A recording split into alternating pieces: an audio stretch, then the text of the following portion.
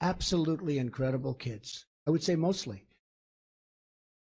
They were brought here in such a way. It's a very, very tough subject. We are going to deal with DACA with heart. We love the dreamers. We love everybody. There you have it. President Trump's changing statements, in some cases pretty vastly changing statements of so-called dreamers over time. The some 800,000 undocumented immigrants who came to the United States as children. Sources now tell CNN following. Tomorrow, the president is expected to terminate the Obama-era program that protects dreamers from being deported. His plan, if this is what is announced, is to give Congress 6 months to pass legislation to essentially replace the program with something else. He's already facing criticism from Democrats and from members of his own party on this for different reasons. Republican Congressman Steve King, he's an immigration hawk to say the very least. He thinks the 6-month time frame that the president would put in place is too long. He says ending DACA now chance to restore rule of law, delaying so Republican leadership can push amnesty is Republican suicide. On the other end of the Republican spectrum, Republican Congresswoman Ileana Ros-Lehtinen of Florida, she says this: after teasing dreamers for months with talk of his great heart, the president slams the door on them. Some heart. Criticism also coming from the left. Vermont's Bernie Sanders says if Trump ends DACA, which is the acronym for the program, of course, it will be one of the ugliest and cruelest decisions ever made by a president in our modern history. Alrighty, let's discuss. Joining me now, CNN political commentator Alice Stewart, Republican strategist, and former communications director for Ted Cruz's presidential campaign. Attorney Raul Reyes, a CNN opinion writer. Steve Rogers, a member of President Trump's re-election advisory board and former lieutenant commander of U.S. Navy Reserve. And Bill Press, the host of the Bill Press Show. I know, it's amazing. It's called the Bill Press Show. I'm going to come up with something even more catchy sometime soon. We'll work Alice, on that. yeah, we got nothing but time. Alice, if this is the decision that the president announces with regard to DACA, then it throws it over to Congress. What does that do? It really forces them to take action. Look, it's interesting to hear members of Congress on both sides of the aisle, as you just read, being critical about this, when if you really look at it, we're in this situation because of Congress's inaction. 20 years ago, we're trying to figure out how to deal with dreamers and what to do.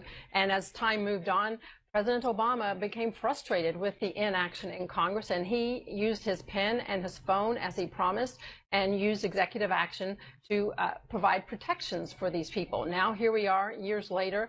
Congress still hasn't provided some type of immigration plan to deal with them, and President Trump is doing exactly what he campaigned on, exactly what he won on. He is working to have better immigration in this country, and he also promised to do away with President Obama's illegal executive action. So he is saying he will do the same thing if Congress doesn't act. Kind of, sort of. I mean, but it is a little squishy. I mean, you heard it in the sound. I mean, he was definitely going to get rid of it, and then he started saying he was going to have heart. I guess you could try to say there's somewhere in between that those things are the same thing. I'm not entirely sure. Stand by for that. But Bill, as Alice is laying out, this is not new. DACA, Dreamers, the DREAM Act. This is the discussion that has been going on for years, a failed discussion on the part of Congress. Do you see an appetite right now for Congress to move ahead on some sort of plan for dreamers, realistically? No. And let me say, first of all, this is, I think, one of the cruelest decisions or most cold-hearted decisions any president could ever make. Let's remember who these people are. These are kids who did not choose to come here illegally.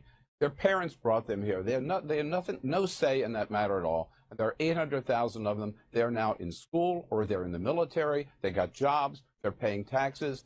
They are the future of this country. And Donald Trump said over and over again, I'm just interested in the criminals, those who commit crimes, not the dreamers. Now I think, Kate, he's trying to have it both ways. It is really a chicken move that he won't get away with. He will be remembered, if he does this, as the person who ended the Dreamers program. And you cannot count on Congress to do anything. Hell, if they couldn't repeal Obamacare after talking about it for 7 years, they're not going to do anything on the Dreamers. Stop stealing my questions for later, Bill. Stand by. All right. Steve, if 6 months expires and Congress has not done anything on this, what is this on? Does the president protect himself from responsibility or blame if he passes this off to them now? Look, first of all, the president is a father, he's a grandfather, and I'm sure when he says he's going to be moving from his heart, he is. That's number one. Number two, Kate, the fact of the matter is that parents, there are consequences for their actions. I just heard your last guest say that These children are here as a result of the acts of their parents, and they shouldn't be blamed. To some degree, he's right. But remember this, as parents, there's something called accountability and responsibility. They should have known long ago when they did this that there may come a time when the law is going to be enforced. So the point is this, that the president, I believe that 6 months is a good idea. And in my view, and this is only my view, that if the Congress does not act, and will they? I don't know. They don't seem to be able to fix anything. But if they do not act, it's on them. They're closest to the people. It's on the Congress. Do you see it that way, Raul? No, because when he was on his way back from Paris, the president specifically stated that he would make the decision on DACA. It would be his decision. So this notion of trying to put it off on Congress or to say that Jeff Sessions said he wouldn't defend it, that's just deflection. In fact, the discussions that we're already seeing about whether Congress can do it, in a sense, abdicates him of his leadership on what should be his leadership on this issue. And I understand what you're talking about from a theoretical point of view, that actions have consequences, and in an ideal world, all of our parents would always do the best and right thing for us. But here's the reality. These young people, within the 6 months or past the 6 months, because there's a lot of questions about the deadline, what will happen? They will likely lose their status. As they lose their status, they will be eligible for deportation. We know under Donald Trump's administration, arrests of non-criminals are up 150% this year. That means these young people right now, who are medical students, who are teachers, they will be deported, some of them to countries in Central America, countries like Venezuela, where they could possibly What is your face advice death. to a dreamer now? I mean, it's not 5 people. Well, it's like 800,000 but people. Raul, if I may, my question to you is this. What about the people who came here legally? I have friends and relatives who came to this country legally. They worked hard. They paid a lot of money to get lawyers. They're in support of the president's policy. And what about American students? I've talked to combat veterans who fought for this country their whole life here, and their kids couldn't get into college because there were quota systems set up for DACA students. What do we say to them? That's not nonsense. No, let me just put it this way. The immigration issue, if it was easy, it'd be done. Exactly. Okay? Like, it is just hugely personal. But when it comes to dreamers, though, this is a segment of the population where there is bipartisan support to find a way to help them out. I mean, James Langford, to your point, James Langford put out a statement saying that there are consequences for people who come here illegally. However, we as Americans do not hold children legally accountable for the actions of their parents. Or misdeeds of their parents. And I understand what you're saying, that there are people in your life or people you have come across anecdotally who have these concerns. I don't dispute that. And there are many Americans who maybe have that anecdotal evidence. But when we look at the data, most Americans support keeping DACA, a majority of Americans. In fact, per a political poll, 75% of Trump voters favor keeping DACA. So the right thing to do for this president should have been leave it in place. He never had to act on this deadline, that we can have DACA and have Congress act. We can have both. Something that is lost. Okay. Bill, go ahead. But this is something that often is lost in this discussion, which is this is an arbitrary deadline. The president could say, guess what? I'm not ready to make a decision. I'm not going to be forced into making a decision. I'm a little surprised that the president seems forced to announce this decision because of a threat from states' attorneys generals. Threat or actual lawsuits being filed have not moved the president in the past, Bill. No, I agree. I mean, if the president really believes in this, he ought to say, go ahead, file your lawsuit. We'll meet you in the Supreme Court, and we'll fight for what we believe in. Donald Trump's unwilling to do that. The only point I wanted to make is, in response to your guests there in studio, is that, look, we should not be, our goal is not to punish these parents for doing something they shouldn't have done 20, 25 years ago. Our goal should be what's best for this country. And these 800,000 people who are making a great contribution to this country and can even do even more, they're the people, it's in our interest to give them status and leave them stay here. It's in our interest to enforce the law of the land. We must be a land of law. Well, you say it's nonsense, but I think the majority of Americans believe we should enforce the laws. Well, but here's the thing. This is the thing where the president has a problem, and Alice, we'll get to you at the end of the break, is there are a lot of Republican support for trying to figure out a way. Paul Ryan himself says the president should not do this. Republicans need to, Congress needs to figure this out from their standpoint. Maybe the real shrewd political move on this is giving Congress a deadline, because that's the only way they ever get anything done. So maybe that is the shrewd political move in all of this, which is a hugely emotional issue.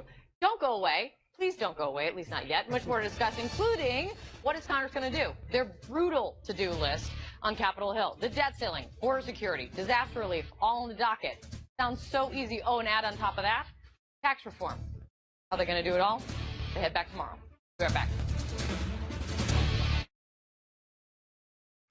Lawmakers are now wrapping up 6 weeks away from Washington. For the record, that is much longer than the vacation I just wrapped up. I just want to be clear. Yes, vacation guilt. And what they're heading back to is no easier than what they left behind. The laundry list includes avoiding a government shutdown, raising the debt ceiling, getting started on tax reform, none of which are easy. Now, add to that, emergency aid for Hurricane Harvey victims, and potentially some kind of action on Dreamers, as we were just discussing.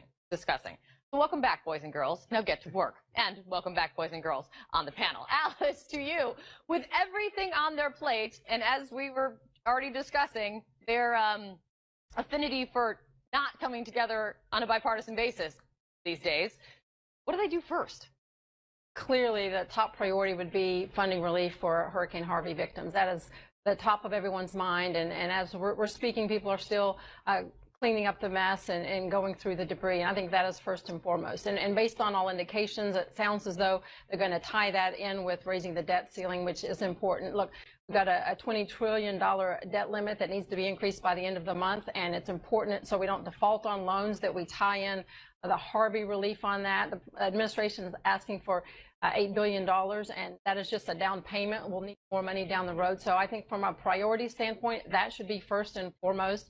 And then the administration is pretty clear they want to tackle tax reform, at least get that ball rolling, simplifying the tax code, reducing the corporate tax rate, and eliminating loopholes on wealthy. And then certainly, if all goes as expected with DACA, Congress really needs to roll up their sleeves and figure out what to do with Dreamers. And I think it's important we do it with heart. I think we do it the correct way. And I think we give those people the peace of mind that right now they simply don't have. Right, but with everything on their plate, Bill, as we have already been discussing, this is, recall everyone, the Republican-controlled House and Republican-controlled Senate who could not come together on agreement of how to repeal and replace Obamacare, even though they all said that they agree on repealing and replacing Obamacare. Has a month changed that? No, and I agree with Alice. I think the first priority has to be raising the debt ceiling and linking emergency relief funding for Hurricane Harvey to that. But that's easier said than done, too. That's going to happen in the Senate. It's not going to be so easy in the House, where you still have people who are against raising the debt ceiling, period, and some who are against any emergency relief funding, as we saw for Hurricane Sandy. So, and then there's also Donald Trump wants the wall. And to what extent is the wall going to be tied into that? If it is, this whole thing, I think, could fall apart. Beyond that, Kate, I have to tell you, there's no tax reform bill. I don't see any way, there's no bill that they could get anything done on tax reform, nothing done on, remember, infrastructure, nothing done on that, in addition to nothing done on health care already. This is going to be a do-nothing year, except for Neil Gorsuch. Infrastructure, health care, that's so 2 weeks ago. We're done with that one. We're on to the next one. That's so 2 weeks ago. But in a strange and very sad way, Steve, could Hurricane Harvey in some way actually be the one thing that breaks through and gets Congress to actually come together and get some things done on at least two major priorities, the debt ceiling for one, and I'm also hearing folks say because of Hurricane Harvey, we cannot allow the government to shut down. You have read my mind, Kate. That's exactly I don't know if that's good or bad or dangerous. That's good. That's exactly what I was thinking. I would hope that they're going to, the American spirit in these political leaders is going to rise above the political spirit. I believe Hurricane Harvey, as we talked about earlier, moved the heart and soul of every American, including our congressmen. So as a priority, they start off by quickly bringing aid to the Hurricane Harvey victims. I think they're going to realize and hope to God that let's get together and let's pull it through for all of these other topics. So with all this laundry list, adding DACA to the list, adding the Dreamers to the list, does it make it easier or harder to get something done on that?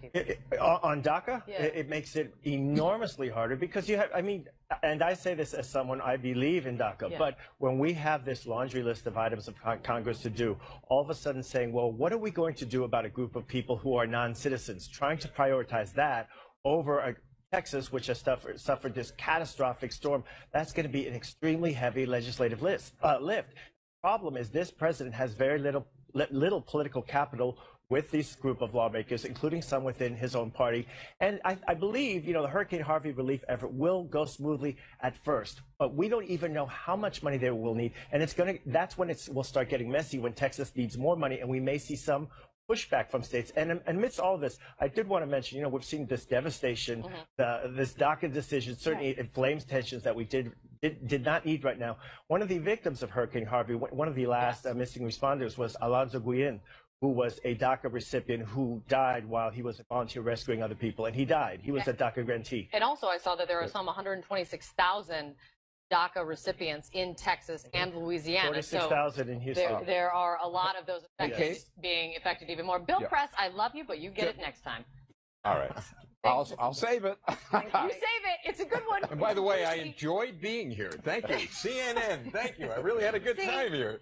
It's all coming together, guys. It's all coming together. Great to see you. Thank you so much. Coming up for us. Now more.